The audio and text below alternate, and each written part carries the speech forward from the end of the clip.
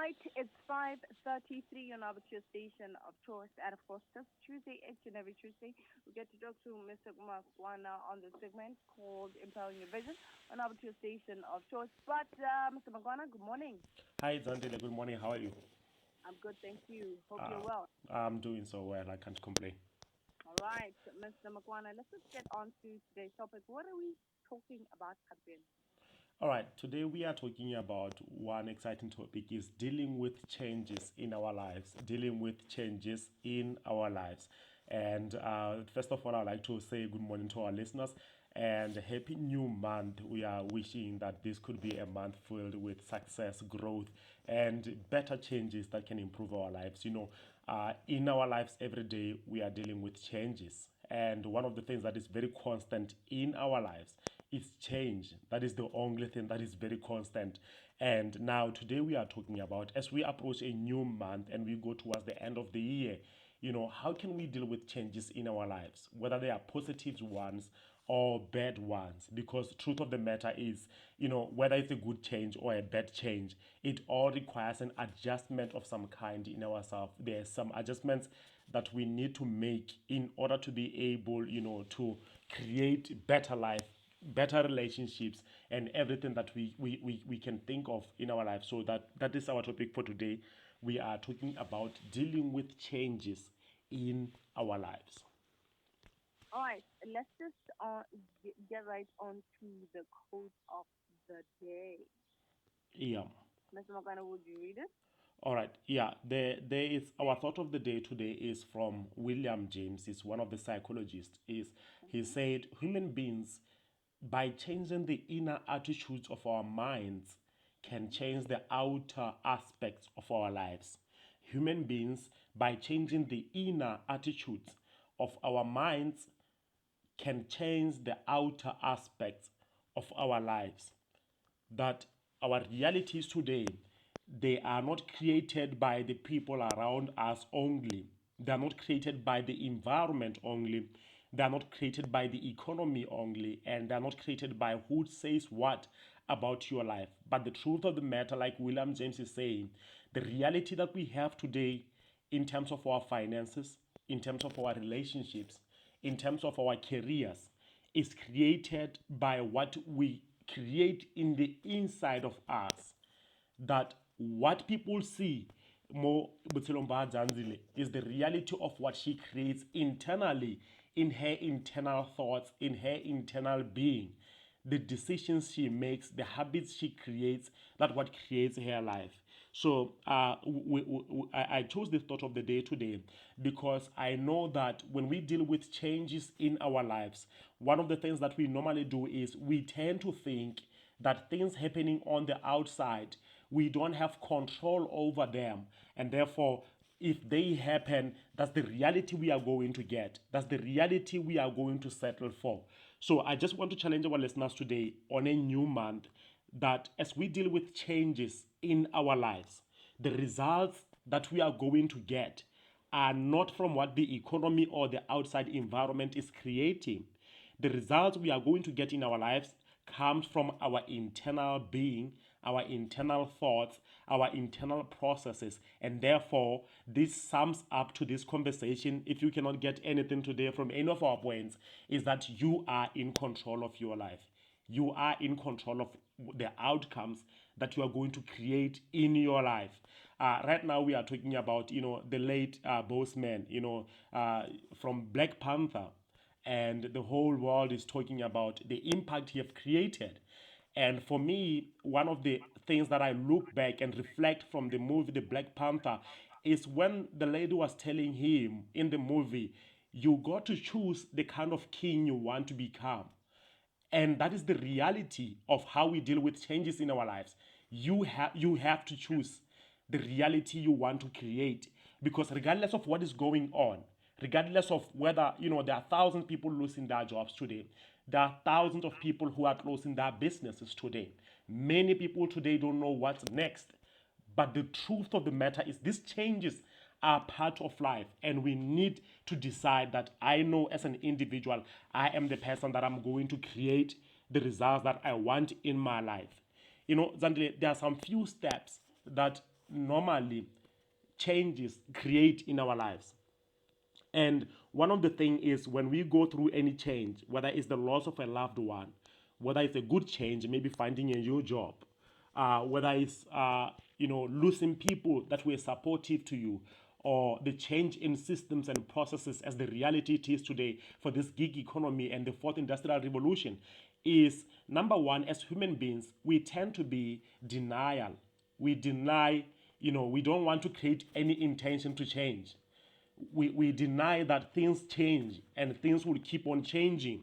And the second thing that happens through the process of change is we have anger because we don't understand what's happening, because we don't understand, the reality that is evolving, that I've lost my loved one, that I'm in a new environment now, I'm working with new people. We develop that anger when we are not able to figure things out. And then the next thing that normally happens in this process of change is we look forward to change now. Contemplation now, we want to figure things out, we take things in control. I want to do something. And then lastly, what happens is we accept and commit to a new norm. We say, okay, fine, I've been in denial, I've gone through anger, I figured out what I can do. Now it's time to accept and find a way forward. So this sums up to the reality that everything that we are going to share, our 3 points for today, they sum up to the reality that any changes we go through, we have the power and we are in control of changing our lives and improving our lives in the long run. All right. Let's get to the first point, Mr. Makwana. The first point says for it, elevate your life consistently. Find ways, find ways, find out ways, or find out how to change your. Okay, find out how many changes you are going to. Find out how. Okay, Mr. Magana, I don't think kind of. Yes. But anyway, find out. Okay, I see Mr. Magana. So we by we question Mr. Magana. Evaluate, yeah, it's evaluate your life constantly Okay. and find out how many changes you are going through. Oh. So evaluate your life constantly.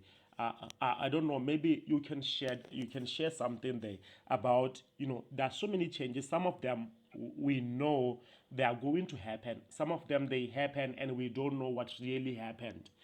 And one of the points of dealing with changes in our lives is the ability to evaluate our lives, to find out, how many changes are coming my way.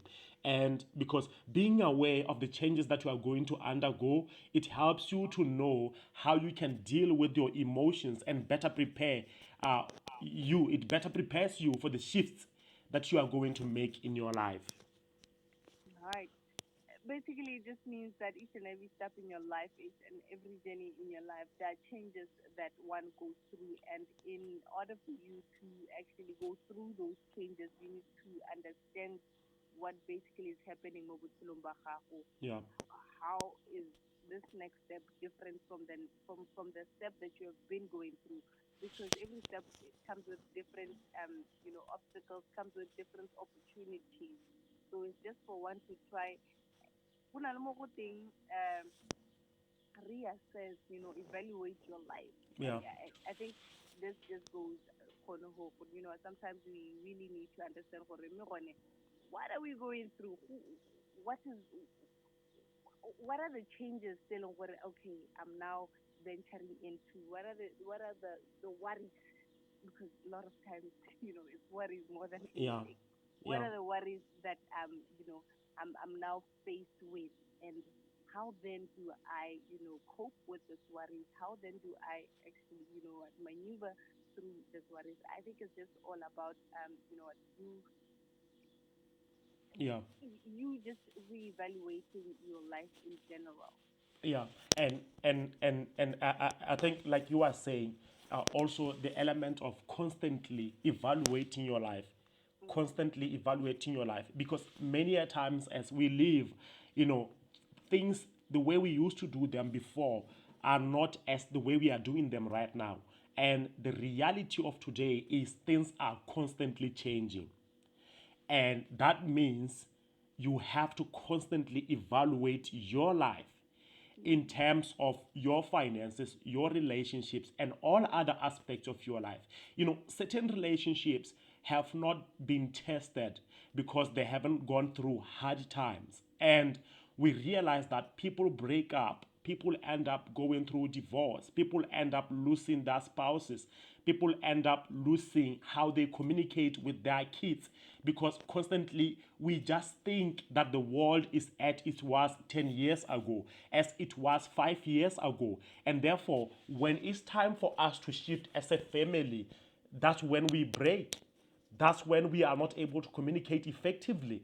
That's when someone about because now gets away because we haven't experienced this shift before, and the lack of evaluating ourselves, lack of evaluating what you are capable of doing, lack of evaluating, what does this mean to us as a family? What does this shift mean to us as a business?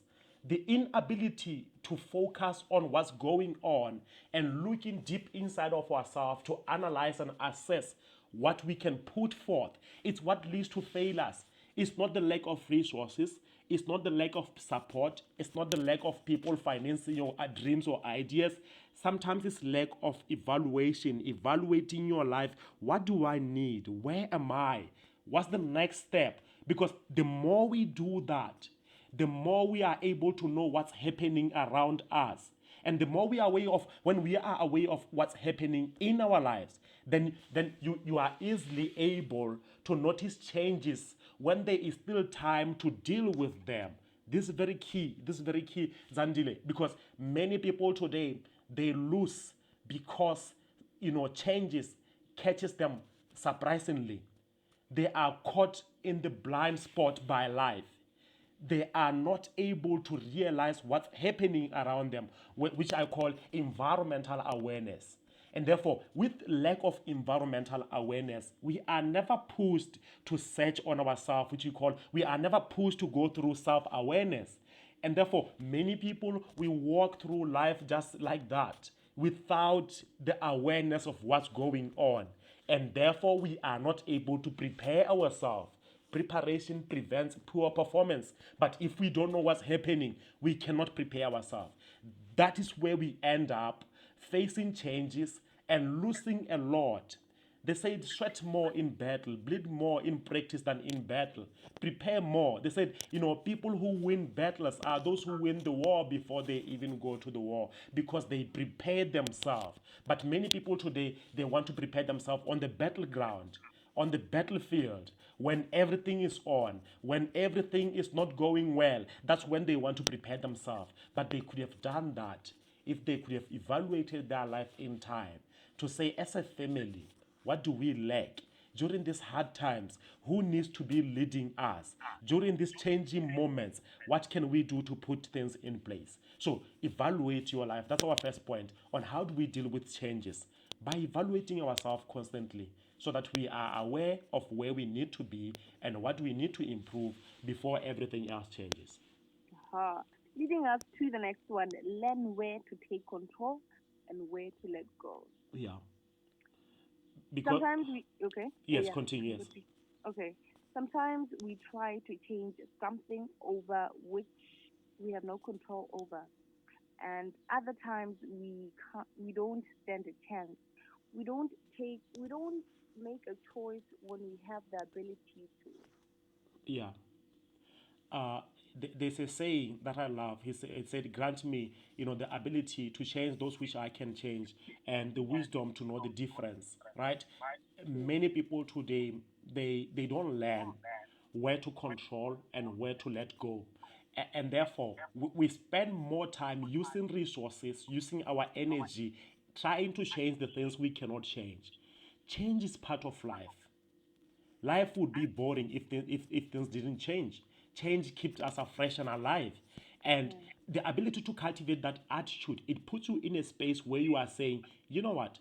I know that when it comes to this, I cannot change these things. And I'm not going to force myself to be tearing every day because I cannot control these circumstances. I'm going to use my energy and my resources in focusing on what I can change.